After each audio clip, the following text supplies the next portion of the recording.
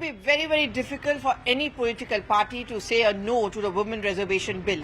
Even the Congress party, which believes in taking on the BJP on several matters, was unanimous in its support. In fact, Sonia Gandhi, the first speaker, stood up to say that I stand in support of the women reservation bill. But she made a very important point. She talked about the reservation for OBC within the ambit of the women reservation bill. Well, first of all, we know that women vote matters, women matter, which is why every political party is wooing them in a run-up to not just the state elections, but also the Lok Sabha elections. According to an earlier statistics, the women voters have surpassed those of male, which is why it is understandable why the BJP is looking at this bill as a big game changer. But it's not that the other opposition parties are going to allow BJP to win this race. Certainly not the Congress and certainly not the constituents of the India Front Alliance.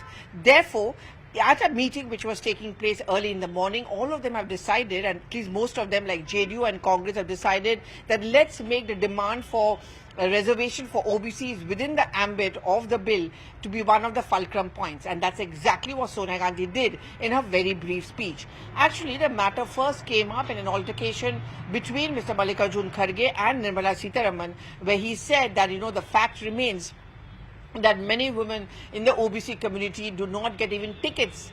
It's very difficult to find women to give tickets to. Nirmala Sitharaman objected to it on the grounds that this is absolutely baseless, that the BJP has been able to do it.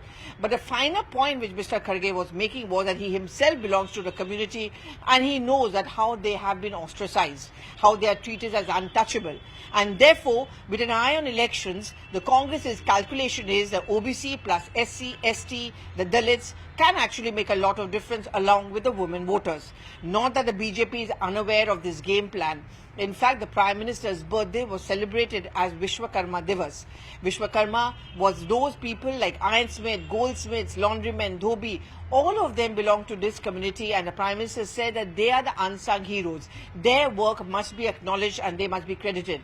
But behind them is a rationale that they belong mostly to the OBC community, and this community needs to be won over.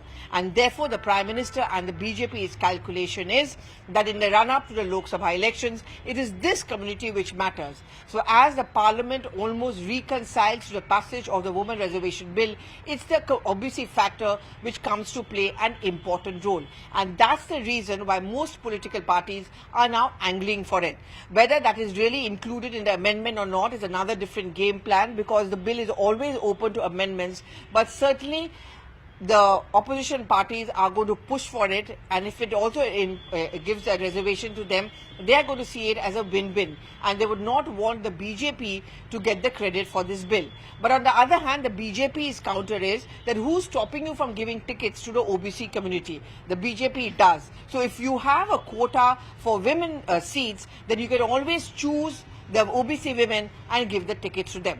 So OBC women are the big plan as far as the elections are concerned. अध्यक्ष महोदय, खुद मेरी जिंदगी का यह बहुत मार्मिक क्षण है।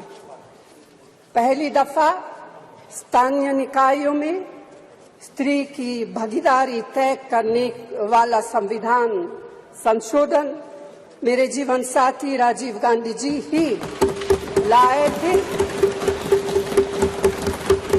उन्होंने लाए थे जो राज्यसभा में 7 वोटों से गिर गया था। बाद में प्रधानमंत्री पीवी नरसिम्हा राव जी के नेतृत्व में कांग्रेस सरकार ने ही उसे पारित कराया। आज उसी का नतीजा है कि देश भर के स्थानीय निकायों के जरिए हमारे पास 15 लाख चुनी हुई महिला नेता है। राजीव गांधी जी का सपना अभी तक आधा ही पूरा हुआ है। इस बिल के पारित होने के साथ ही वह पूरा होगा।